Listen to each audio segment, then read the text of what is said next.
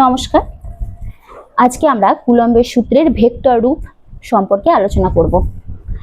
আগের দিন আমরা কুলম্বের সূত্রের গাণিতিক রূপ এবং কুলম্ব সূত্র প্রয়োগ করে কিছু সমস্যার সমাধান করেছি।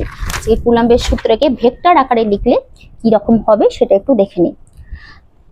ধরা যাক Q1 এবং Q2 এই আধান দুটি শূন্য মাধ্যমে পরস্পর থেকে r দূরত্বে রাখা আছে।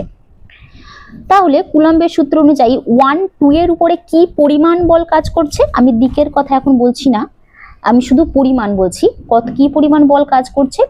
F সমান 1/4 pi epsilon naught Q1 Q2 by r square. এই পরিমাণ বল Q1 Q2 এর উপরে প্রয়োগ করছে, এই একই পরিমাণ বল Q2 Q1 এর উপর প্রয়োগ করছে, তাই তো?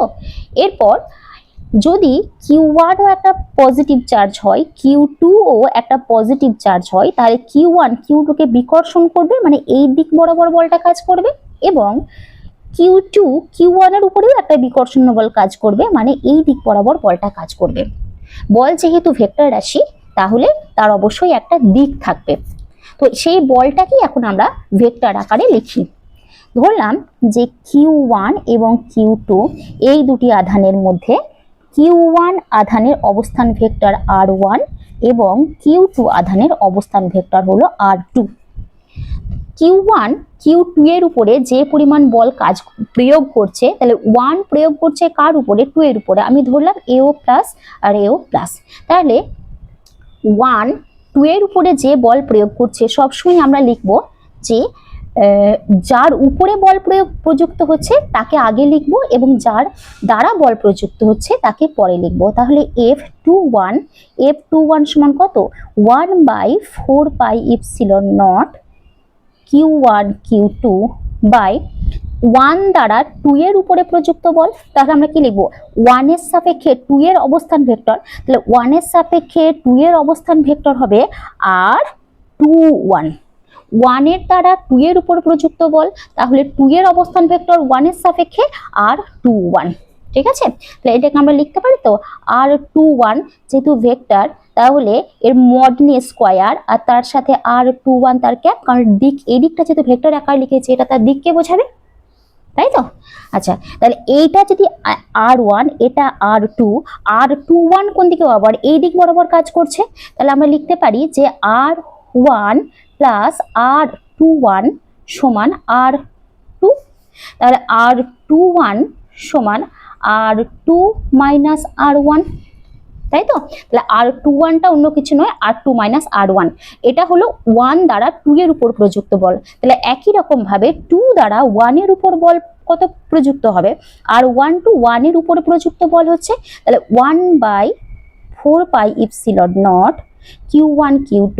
তাহলে r21 লিখেছিলাম, এখন আমরা লিখব r12 তার হোল স্কয়ার r12। ওকে, আচ্ছা, আমরা লিখতে পারি কি যে কোনো একটা আমরা একক ভেক্টরকে যখন লিখি, তখন আমরা যেমন লিখি যে a একক ভেক্টর। a একক ভেক্টর মানে কি? a একক ভেক্টর মানে হচ্ছে a vector divided by mod of a vector. তাহলে r21 একক ভেক্টর মানে r21 vector divided by r21 তার মড, তাই তো? তাহলে একই রকম ভাবে এই সূত্রটাই যদি আমি এখানে লাগাতে যাই, তাহলে F21 সমান 1/4 pi epsilon naught Q1 Q2 by r21 mod তার হোল স্কয়ার, এটাকে r21 vector divided by mod r21। ঠিক আছে? কিন্তু মড আকারে আছে, এটাকে আমি স্কেলার আকারে লিখতেই পারি, 1/4 pi epsilon naught Q1 Q2 divided by r21 তার হোল কিউব, আর এটা হচ্ছে r21 ভেক্টর।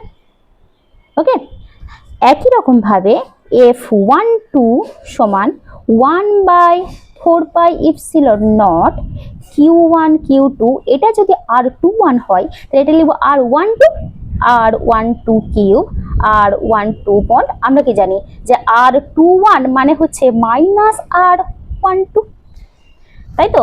তাহলে F21 সমান minus F12।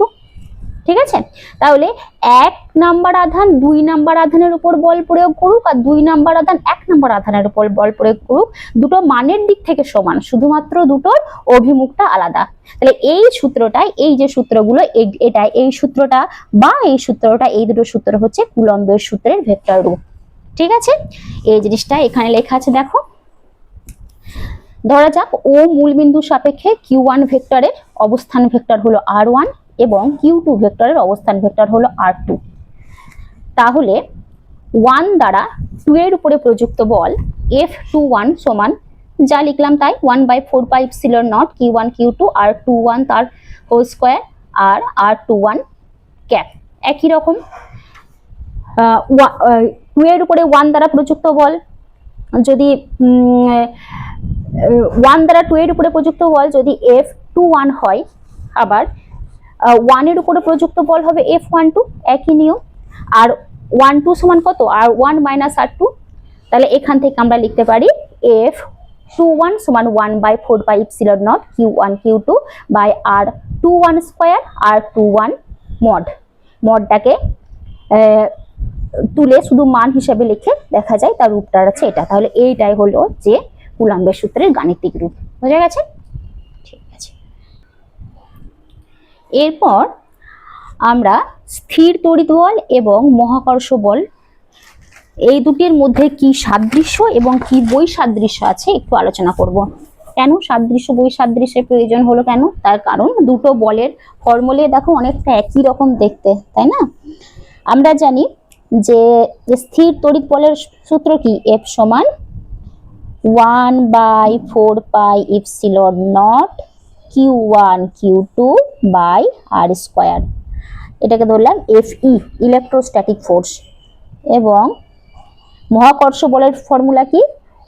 Fg, gravitational force. এটা হচ্ছে সাম একটা জি থাকে, G m1 m2 divided by R square, যেখানে m1 m2 হচ্ছে দুটি ভর আর হলো এদের মধ্যবর্তী দূরত্ব। দেখো সূত্রটা দেখতে অনেকটা একই রকম, ঠিক আছে, কিন্তু অনেকটা একই রকম হলেও এদের মধ্যে বৈসাদৃশ্য অনেক আছে।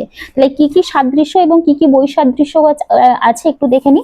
তাহলে প্রথমে যেহেতু দেখো দুটোরই নিচে R স্কয়ার আছে, তাহলে দুটি বলই বস্তু দুটির মধ্যবর্তী দূরত্বের বর্গের ব্যস্তানুপাতিক। 2 নম্বর, দুটি বলই সংরক্ষী বল, মানে এই বল দুটির দ্বারা কৃতকার্য পথের উপর নির্ভরশীল নয়।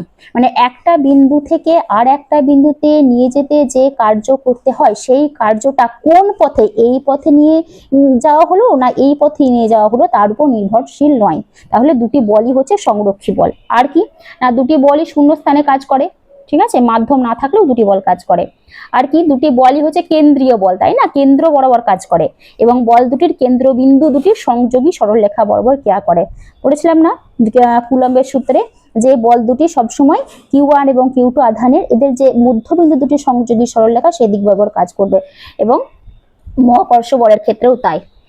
বৈসাদৃশ্য কি কি কি কি মিল নেই? সাধারণত আমরা জানি স্থির তড়িৎ বল হচ্ছে অনেক বেশি শক্তিশালী বল, তাই না, খুব কম রেঞ্জের মধ্যে অনেক শক্তিশালী বল। কিন্তু মহাকর্ষ বল হচ্ছে খুব ক্ষীণ, খুবই ক্ষীণ বল, ঠিক আছে, অত শক্তিশালী বল নয়। আর কি না, আমরা জানি যে দুটি বিপরীত আধানের মধ্যে আকর্ষণ বল কাজ করে এবং সম আধানের মধ্যে বিকর্ষণ বল কাজ করে। তাহলে আধানের প্রকৃতি অনুযায়ী স্থির তড়িৎ বল আকর্ষণও হতে পারে বিকর্ষণও হতে পারে, কিন্তু মহাকর্ষ বল কখনোই বিকর্ষণ বল হবে না, সবসময় শুধু আকর্ষণ বলই কাজ করে। দুটি ভরের মধ্যে সবসময় আকর্ষণ বল কাজ করে, বিকর্ষণ বল কাজ করে না। আর কি না, স্থির তড়িৎ বল সংশ্লিষ্ট মাধ্যমের উপর নির্ভর করে, কোন মাধ্যমে রাখা আছে তার উপর নির্ভর করে। কারণ ε0 যেটা পেলাম সেটা হয়েছিল শূন্য মাধ্যমে তড়িৎ ভিত্তিতে, যদি শূন্য মাধ্যমে না রেখে অন্য কোনো মাধ্যমে রাখা থাকে তাহলে ওই ইপসিলনের মানটা এপসিলন হয়ে যাবে এবং তার মানটা অন্যরকম হবে। কিন্তু মহাকর্ষীয় বলের ক্ষেত্রে জি এর মানটা সবসময় ধ্রুবক, তাই তো। তাহলে এই হচ্ছে স্থির তড়িৎ বল এবং মহাকর্ষ বলের মধ্যে বৈসাদৃশ্য। এরপর যেটা আলোচনা করব সেটি হলো উপরিপাতের নীতি। মানে এক জায়গায় অনেকগুলি আধান যদি থাকে তাহলে সে অনেকগুলি আধানের জন্য কোনো একটা আধানের উপরে মোট কত বল কাজ করবে সেটি নিয়ে আলোচনা করব। ধরা যাক একটা জায়গায় অনেকগুলি আধান আছে, এরকম অনেকগুলি আধান আছে। একে দিলাম আমি Q2, Q1, একে Q2, Q3, Q4, এর নাম দিলাম Q5, এর নাম দিলাম Q6, এর নাম দিলাম Q7। ঠিক আছে, তাহলে আমি জানতে চাইছি যে এই Q1 আধানের উপরে মোট কত বল কাজ করবে। উপরিপাতের নীতি বলছে যে কোনো একটা আধানের উপরে মোট বল প্রত্যেকটা আলাদা আলাদা আধানের জন্য যে পরিমাণ বল কাজ করছে তাদের ভেক্টর যোগফলের সমান। মানে ধরো এই Q1 আধানের জন্য, Q1 আধানের উপর Q2 আধানের জন্য কি পরিমাণ বল কাজ করছে, তাহলে আমি ধরলাম যদি Q2 এর সাপেক্ষে 1 এর অবস্থান ভেক্টর হয় আর 1 2, তাহলে আমরা বলতে পারি তো যে 1 এর উপর প্রযুক্ত বল 2 এর দ্বারা, তাহলে F12 সমান 1/4 epsilon naught Q1 Q2 by R12 mod তার হোল স্কয়ার R12 ক্যাপ। একই রকম ভাবে 3 এর দ্বারা 1 এর উপরে প্রযুক্ত বল F13 সমান 1/4 epsilon naught Q1 Q2 by এটা R13 তার হোল স্কয়ার R13 মড। তাহলে প্রত্যেকটা আধানের জন্য পৃথক পৃথক ভাবে যে বলগুলো কাজ করছে, একই রকম ভাবে 7 এর জন্য, তাহলে F1 এর উপর প্রযুক্ত বল তার জন্য 7 এর জন্য সমান 1/4 ইপসিলন নট Q1, এখানে ছিল Q1 Q2, এটা Q1 Q3 হবে, তাহলে এটা Q1 Q7 divided by R17 তার হোল স্কয়ার R17 ক্যাপ। তাহলে হয়ে যাবে কি এর উপরে মোট প্রযুক্ত বল মানে F1, আমি টোটাল F1 বলছি, সেটা হবে F12 plus F13 plus dot dot করে F17 পর্যন্ত। মানে কি হলো যে প্রত্যেকটা আধানের জন্য আলাদা আলাদা ভাবে যে বলগুলি কাজ করছে তাদের ভেক্টর যোগফলের সমান। এটি হলো উপরিপাতের নীতি। অর্থাৎ এই যে Q1 আধান, যখন Q1 আধানের উপর বল নির্ণয় করা হচ্ছে, Q2 আধানের উপরে এই অন্যান্য আধানগুলো না থাকলেও Q2 আধানের জন্য Q1 এর উপরে যে পরিমাণ বল কাজ করত, এই আধানগুলোর উপস্থিতির জন্য সেই বলের কোনো পরিবর্তন হবে না। অর্থাৎ এই Q3 Q4 Q5 Q6 Q7 এই বলগুলো থাকলেও এর উপরে যে পরিমাণ বল কাজ করত, না থাকলেও Q2 আধানের জন্য Q1 আধানের উপরে একই বল কাজ করবে। এই আধানগুলোর উপস্থিতির জন্য দুটি আধানের মধ্যে ক্রিয়াশীল বলের কোনো রকম পরিবর্তন হবে না এবং কোনো একটি আধানের উপর ক্রিয়াশীল মোট বল হবে প্রত্যেকটা আলাদা আলাদাভাবে দুটো আধানের মধ্যে যে বল কাজ করছে সেই বলগুলির ভেক্টর যোগফলের সমান। এটি হচ্ছে উপরিপাতের নীতি। দেখো এটাই বলা আছে যে বহু সংখ্যক আধানের সমাবেশের মধ্যে যে কোনো একটি আধানের উপর ক্রিয়াশীল মোট বল হলো অন্য আধানগুলির দ্বারা পৃথক পৃথকভাবে প্রযুক্ত বলগুলির ভেক্টর যোগফলের সমান। যে কোনো দুটি আধানের মধ্যে বল অন্য আধানের উপস্থিতির জন্য প্রভাবিত হয় না। ধরা যাক একটি আধান সংস্থায় n সংখ্যক বিন্দু আধান Q1 Q2 Q3 Qn শূন্য স্থানে বা বায়ু মাধ্যমে আছে। সুতরাং Q1 আধানের উপর Q2 Q3 dot dot Qn ইত্যাদি আধান কর্তৃক মোট বল হবে 1 এর উপরে প্রযুক্ত বল F1 সমান F12 plus F13 plus F14 করে F1n পর্যন্ত। উপরিপাত প্লাস 3SU প্লাস 4ESU এবং প্লাস 5ESU আধান একটি সমবাহু ত্রিভুজের শীর্ষবিন্দু তিনটিতে অবস্থিত। ত্রিভুজের বাহুর দৈর্ঘ্য 10 সেমি হলে বৃহত্তম আধানের উপর মোট কত বল কাজ করবে, তাই তো? বৃহত্তম আধানের উপর মোট কত বল কাজ করবে। দেখো একটা ত্রিভুজ আঁকলাম, plus 3SU plus 4ESU plus 5ESU, তাহলে বৃহত্তম আধান কোনটা? Plus 5ESU। তাহলে প্লাস 5ESU এর উপর কোন কোন আধান বল কাজ করছে, কোন কোন আধান বল ক্রিয়া করছে? এই প্লাস 3SU এবং প্লাস 4ESU, দেখো দুটোই প্লাস, তাহলে প্লাস 4 একে কি করবে? বিকর্ষণ করবে। তাহলে প্লাস 4 এর জন্য এদিকে বল কাজ করবে এই দিক বরাবর, মানে BC বরাবর, ঠিক আছে? একই রকম ভাবে +3 এর জন্য +5 এর উপরে বিকর্ষণ বল কাজ করবে। বিকর্ষণ বল কোন দিকে কাজ করবে? তাহলে এই দিকে বিকর্ষণ বল, মানে একে দূরে সরিয়ে দিচ্ছে, তাহলে এই দিক বরাবর কাজ করবে।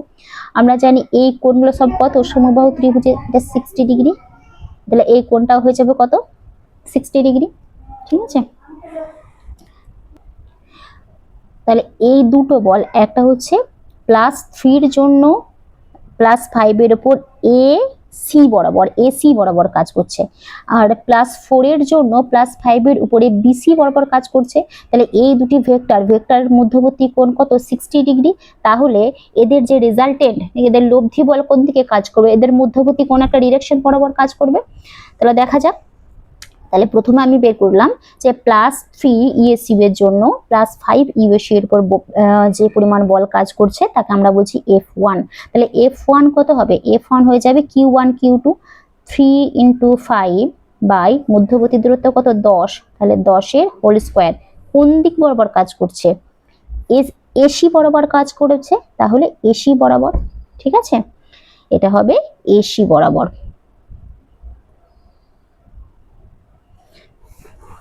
তাহলে +4 EAC এর জন্য +5 এর উপর কত বল কাজ করছে? F2 সমান 4 × 5 ডিভাইডেড বাই মধ্যবর্তী দূরত্ব 10, তাহলে 10 স্কয়ার। কোন দিক বরাবর কাজ করবে? BC বরাবর। এটা কাজ করলো BC বরাবর। ঠিক আছে, তাহলে এটা দাঁড়াই 5 × 3 = 15, 15/100 মানে হচ্ছে 0.15। তাহলে 0.15 ডাইন, আর এটা দাঁড়াচ্ছে 0.29। তাহলে এরপর লব্ধি বল কত কাজ করছে? লব্ধি বল F সমান, যদি বলা হয় এর মানটা, আমরা মান জানি যে A ভেক্টর এবং B ভেক্টর তাদের মধ্যবর্তী কোণ থিটা হলে তাদের লব্ধি F সমান A² + B² + 2AB cos θ। তাহলে এটাকে আমরা লিখতে পারি যে F1² + F2² + 2F1F2 cos, মধ্যবর্তী কোণ কত? 60 ডিগ্রি। তাহলে 60 ডিগ্রি বসাও এখানের মানগুলো। F1 এর মান হলো 0.15 তার হোল স্কয়ার, F2 0.2 তার whole square plus 2 F1 0.15 into 0.2 into cos 60। cos 60 মানে কত? 0.5। এটাকে ক্যালকুলেশন করো, ক্যালকুলেশন করলে দাঁড়াচ্ছে 0.0925 মানে 0.304 তো এরকম ভাবে এই সংক্রান্ত গাণিতিক সমস্যাগুলি সমাধান করা হয়।